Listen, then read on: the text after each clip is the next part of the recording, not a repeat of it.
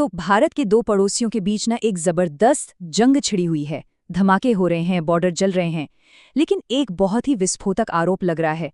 आरोप यह है कि इस आग को हवा कोई और नहीं बल्कि एक तीसरा खिलाड़ी दे रहा है, भारत। तो चलिए इस पूरे मामले की परतें खोलते हैं।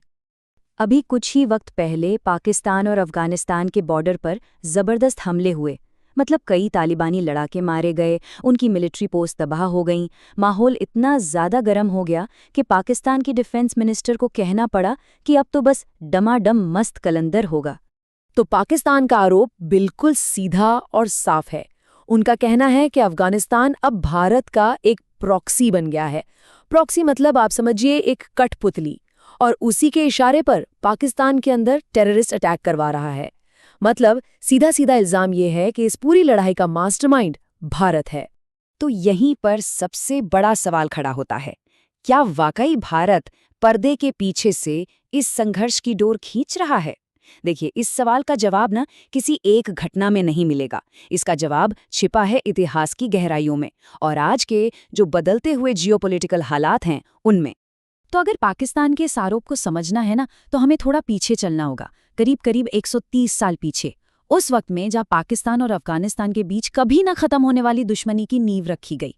ये पूरी कहानी शुरू होती है ड्यूरेंट लाइन से। सोचिए, एक अंग्रेज अफसर आया, उसने नक्शे पर बस एक लकीर खींच दी और उस एक लकीर ने सदियों से साथ रह रहे पश्तून कबीलों को दो अलग अलग देशों में बांट दिया। और जानते हैं, अफगानिस्तान ने इस बंटवारे को आज तक दिल से कभी कबूल ही नहीं किया। और ये जो अविश्वास था ना, ये वक्त के साथ और भी गहरा होता चला गया। इस बात से अंदाजा लगाइए, 1947 में जब पाकिस्तान यूएन का मेंबर बना तो पूरी दुनिया में सिर्फ एक देश था जिसने उसके खिलाफ वोट किया, और वो था अफगानिस्तान। फिर आया 1979, सोवियत ने हमला कर दिया और ये पूरा का पूरा इलाका एक ग्लोबल जंग का मैदान बन गया। अब इसी गहरी दुश्मनी के डर ने पाकिस्तान को एक बहुत ही खतरनाक पॉलिसी अपनाने पर मजबूर कर दिया। इसे कहते हैं स्ट्रेटेजिक डेथ या रणनीतिक गहराई। इसका मतलब सीधा सा था, अफगानिस्तान में एक ऐसी सरकार बनाओ जो हमारी दोस्त हो। क्यों?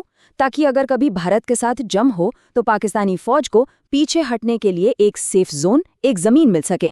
और इसी पॉलिसी के तहत काबुल को कंट्रोल करने और भारत को सीन से दूर रखने के लिए पाकिस्तान ने क्या किया? उन्होंने तालिबान और हक्कानी नेटवर्क जैसे कई लड़ाका ग्रुप्स को खड़ा किया, उन्हें पाला पोसा। ये ग्रुप्स बन गए पाकिस्तान के स्ट्रेटेजिक एसेट्स, मतलब उनकी सबसे कीमती रणनीतिक संपत्ति। और देखिए, ये कोई छिपी हुई बात नहीं है। पाकिस्तान के फॉर्मर प्रेसिडेंट परवेज मुशर्रफ ने खुद कैमरे पर माना था कि हमने तालिबान को ट्रेनिंग दी, वो हमारे हीरो थे। ये एक तरह से पाकिस्तान की ऑफिशियल पॉलिसी का खुला कबूलनामा था। लेकिन कहते हैं ना, जिस आग से दूसरों के घर जलाने की कोशिश की जाती है, वो अक्सर अपने घर तक भी पहुंच जाती है। पाकिस्तान की ये स्ट्रैटेजी बहुत बुरी तरह से बैकफायर कर गई और इसी से जन्म हुआ एक नए मॉन्स्टर का, तहरीके तालिबान पाकिस्तान यानी TTP। और ये मॉन्स्टर अपने बनाने वाले का ही सबसे बड़ा दुश्मन बन गया। और जब पाकिस्तान की खुफिया एजेंसी ISI के एक फॉर्मर चीफ से पूछा गया कि क्या ये एक फ्रैंकेनस्टाइन मॉन्स्टर बनाने जैसी गलती थी, तो उनका जवाब सच में चौंकाने वाला था। उन्होंने कहा, ये तो बस कोलैटरल डैमेज था। कोलैटरल डैमेज मतलब एक मामूली सा अपेक्षित नुकसान। अब कहानी में आता है सबसे बड़ा ट्विस्ट। साल 2021 अमेरिकी सेना अफगानिस्तान से बाहर निकलती है और बस पूरी बाजी ही पलट जाती है। इस पूरी उथल-पुथल ने भारत के लिए गेम में वापस आने का एक सुनहरा दरवाजा खोल दिया। भारत और तालिबान के रिश्तों में जो बदलाव आया है ना, वो किसी चमत्कार से कम नहीं है। जरा सोचिए, जो तालिबान कल तक कश्मीर पर भारत को धमकी देता था, आज वही तालिबान भारत की तारीफें कर रहा है। और जो तालिबान पाकिस्तान का सबसे बड़ा साथी था, आज वो उसी से लड़ रहा है। तो भारत ने इस मौके को फौरन पहचान लिया और बड़ी समझदारी से अपनी चाल चली। एक तरफ पाकिस्तान खुद आर्थिक तंगी से जूझ रहा था और दूसरी तरफ भारत ने अफगानिस्तान को गेहूं, वैक्सीन और दवाओं के रूप में करोड़ों की मदद भेजी। ये सॉफ्ट पावर का एक क्लासिक एग्जाम्पल था। तो ठीक है, अब तक हमने इतिहास देख लिया, पाकिस्तान की भूल समझ ली और भारत की नई चाल को भी देख लिया। अब इन सारी कड़ियों को जोड़कर देखते हैं कि भारत के रोल को लेकर जो इशारे मिल रहे हैं वो असल में क्या कहानी बताते हैं। ठीक है, तो सबसे पहले एक बात बिल्कुल साफ कर लेते हैं।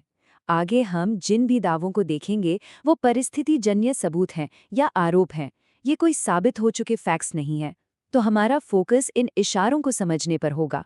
तो पहला इशारा, टीटीपी का एक फॉर्मर कमांडर एहसानुल्लाह एहसान खुले तौर पे ये दावा करता है कि टीटीपी को भारत से फंडिंग मिलती थी। और ध्यान दीजिए, यही टीटीपी आज पाकिस्तान और अफगान तालिबान के बीच झगड़े की सबसे बड़ी वजह बना हुआ है। दूसरा इशारा और शायद सबसे गंभीर आरोप अमेरिकी खुफिया एजेंसी CIA की तरफ से आता है। दावा ये किया जा रहा है कि भारत पाकिस्तान के अंदर कश्मीरी मिलिटेंट्स को मारने के लिए तालिबान के नेटवर्क का इस्तेमाल कर रहा है। और तीसरा इशारा वो खुद पाकिस्तान की तरफ से आता है, जब पाकिस्तान के डिफेंस मिनिस्टर अपने सबसे भरोसेमंद साथी हक्कानी नेटवर्क से खुलेआम पूछते हैं कि भाई तय कर लो कि तुम पाकिस्तान के साथ हो या भारत के। तो ये दिखाता है कि ज़मीन पर वफादारियां कितनी तेज़ी से बदल रही हैं। तो सवाल फिर वही है, क्या भारत सीधे तौर पर शामिल है? देखिए, इसका कोई ठोस पक्का सबूत तो नहीं है, लेकिन जियोपॉलिटिक्स की एक कड़वी सच्चाई ये है कि पाकिस्तान और अफगानिस्तान के बीच की ये दुश्मनी भारत के लिए एक बहुत बड़ा स्ट्रेटेजिक एडवांटेज है। क्यों? क्योंकि पाकिस्तान अब दो मोर्चों पर फंस गया है और उसका ध्यान पूरी तरह बट चुका है। तो आखिरी सवाल ये नहीं कि भारत ने ये आग लगाई या नहीं, असली सवाल शायद ये है कि जियोपॉलिटिक्स में आग लगाने में और किसी और की लगाई आग पर चुपचाप अपने हाथ सेकने में क्या वाकई कोई फर्क होता है? इस सवाल का जवाब ही शायद बाबर के इस खेल का सबसे बड़ा राज है।